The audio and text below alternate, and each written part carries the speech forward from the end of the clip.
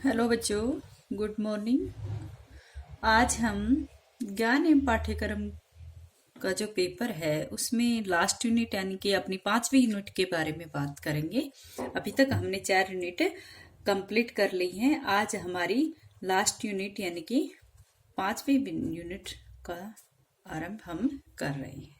ठीक है, तो 5वीं यूनिट जो है वो विद्यालय से संबंधित है। यानी 5वीं यूनिट का जो नाम है वो है विद्यालय, यानी कि पाठ्यक्रम संलग्नता का स्थल है। तो हम पाठ्य विद्यालय के बारे में पढ़ेंगे। वैसे विद्यालय से संबंधित जो टॉपिक था वो मैंने आपको करवा भी दिया है, क्योंकि बीच में एक छोटा सा टॉपिक आया था आपका।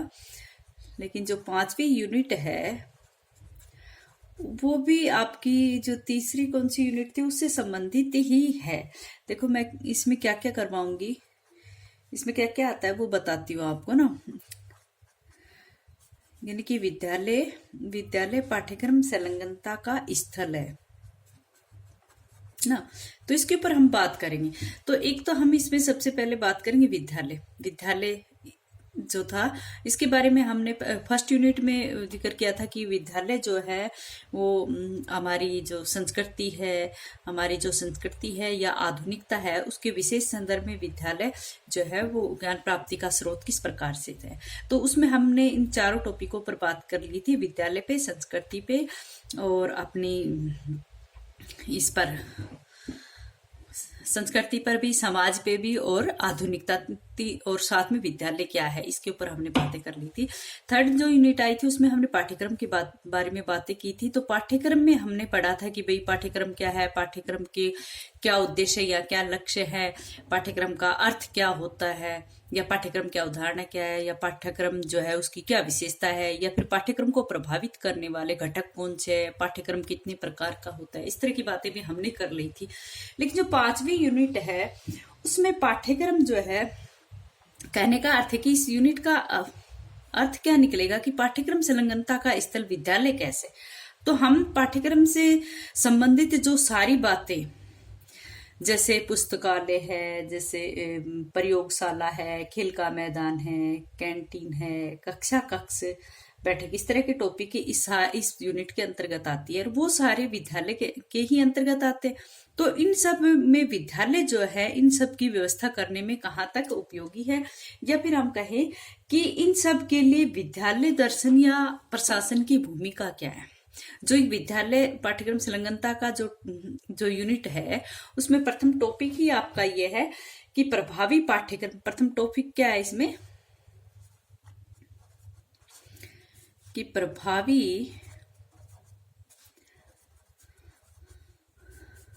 प्रभावी पाठ्यक्रम के आदान प्रदान के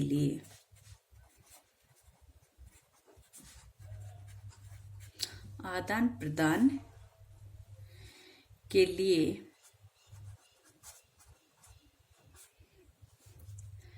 संदर्भ स्थापना में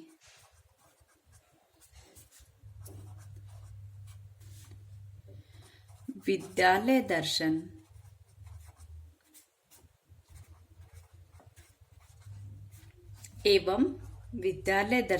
एवं प्रशासन का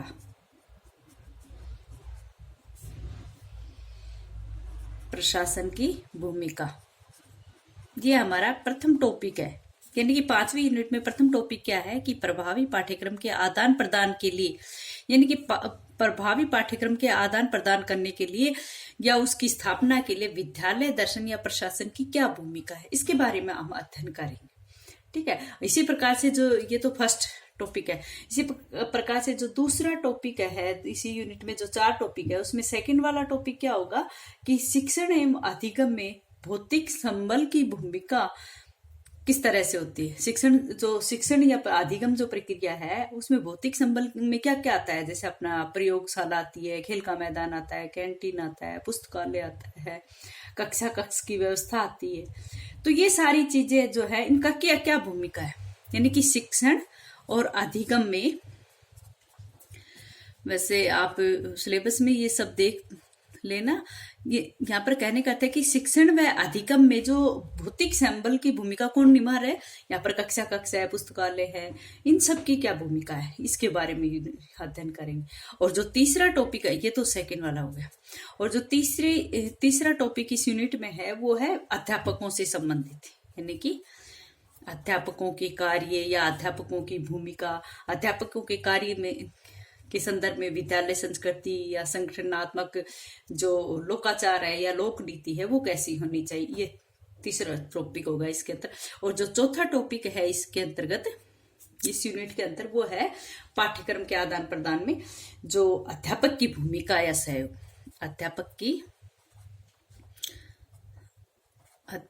की भूमिका व सहयोग, किसमें, पाठ्यक्रम के आदान प्रदान में, पाठ्यक्रम में।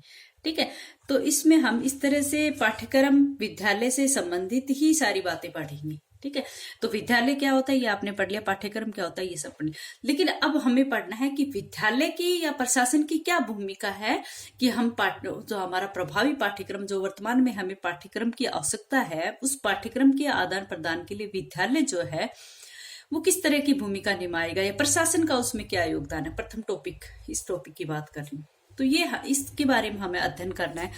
तो इसमें हम सभी जानते हैं कि जो भी हमारे विद्यालय होता है, विद्यालय में इतनी सारी बातें समाहित होती हैं, या फिर हम कहें कि विद्यालय की जो है वो इतनी अधिक व्यापकता लिए हुए होता है, क्योंकि एक विद्यालय जो है वो किसी एक समाज का या किसी एक स्थान के नागरिकों का निर्माण नहीं करता है, अपितु वो संपूर्ण देश के नागरिकों का निर्माण करता है। इसलिए एक हम कहे कि विद्यालय एक ऐसी संस्था है या एक ऐसी व्यापकता लिए हुई स्थान है जो एक देश के लिए, एक संपूर्ण विश्व के लिए नागरिक तैयार करता है। इसलिए यहाँ पर इन चीजों के ऊपर विशेष ध्यान दिया जाता है कि विद्यालय किस तरह का होना चाहिए। ठीक है, और जो विद्यालय के जो उद्देश्य है, जो नियमनकरण है, उसके बारे में हम ये कहेंगे कि ये सब पाठ्यक्रम के आदान प्रदान के लिए सहयोग देता है।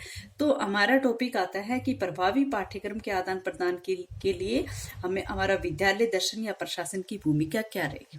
तो हम विद्यालय दर्शन की बात यहाँ पर करते हैं कि भाई एक विद्यालय या प्रशासन जो है वो किस तरह से हमारे पाठ्यक्रम के आदान प्रदान में सहयोग देते। तो विद्यालय दर्शन, प्रत्येक विद्यालय का अपना दार्शनिक पक्ष होता है, या फिर विद्यालय का दर्शन होता है, या कह दे हम कि प्रत्येक विद्यालय का अपना दार्शनिक पक्ष होता है।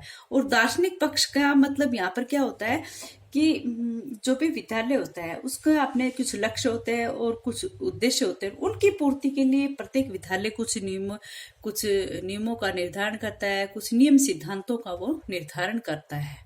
ये प्रत्येक विद्यालय में ही रहते हैं, लेकिन प्रत्येक विद्यालय उसको किस तरह से लागू करता है वो अलग अलग बातें होती है। तो सबसे पहले यहाँ पर विद्यालय दर्शन की या दार्शनिक पक्ष की बात करें तो सबसे पहले एक बात आती है कि प्रत्येक विद्यालय में क्या होता है, एक प्रार्थना सभा होती है सभी विद्यालयों में प्रार्थना सभा। अब प्रार्थना सभा क्या होती है भाई, इसके विद्यालय दार्शनिक पक्ष की बातें कर रहे हैं तो वहां पर सबसे पहले आती है कि प्रार्थना सभा।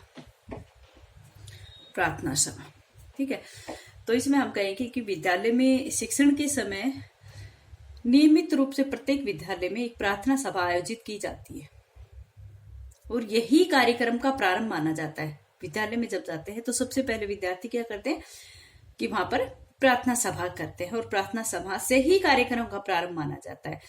इसमें क्या होता है कि इससे विभिन्न धर्मों के या विभिन्न भाषाओं के जो प्रार्थना गीत है वो पढ़े जाते हैं इसमें, या फिर हम कहें कि विद्यार्थी वहां पर सामूहिक रूप से प्रार्थना के लिए अभ्यास करते हैं और इस कार्यक्रम को संचालित करते हैं।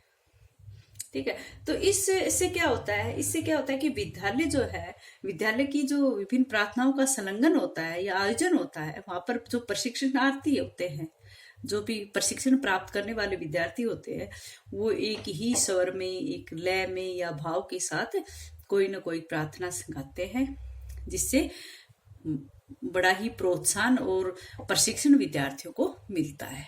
ठीक है, नेक्स्ट यहाँ पर आता है, अगर दार्शनिक पक्ष की बात करें तो नेक्स्ट आता है कि झंडा गान।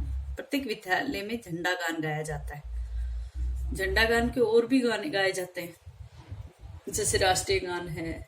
तो ये झंडा गान कब गाया जाता है? विद्यालय में जो विभिन्न प्रकार के जो पर्व मनाए जाते हैं, जो त्योहार मनाए जाते हैं, गणतंत्र दिवस है, स्वतंत्रता दिवस है, जो भी मनाए जाते हैं, या फिर जो स्काउट की गतिविधियां होती है, उसमें झंडा गीत को गाया जाता है। और ये जो है प्रत्येक छात्र छात्रा जो है उसको कंठस्थ रखता है। वो आरोह अवरोह के साथ इस इस झंडा गान को, ये राष्ट्रीय ध्वज गान को गाते हैं।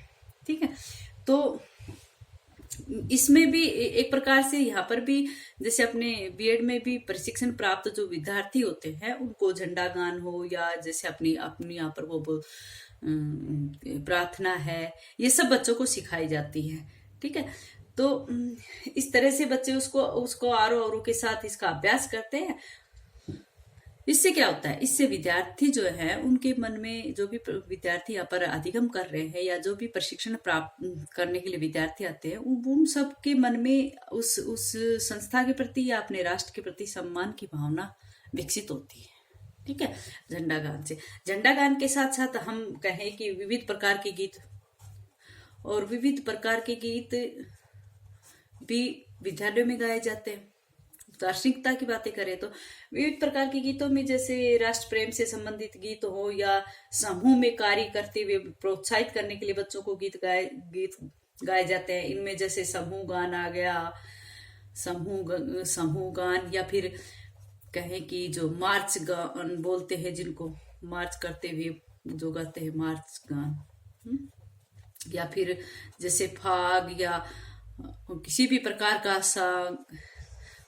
उत्सव, फाग साग उत्सव, जो भी गीत गाए जाते हैं वो सारे किस में आते हैं? विविध प्रकार के गीत। इसके अंदर यही नहीं कि विद्यालयों के अंतर्गत राष्ट्रीय गीत हो, चाहे राष्ट्रीय गान हो, उनके साथ साथ इस तरह के गीत भी वहां पर गाए जाते हैं।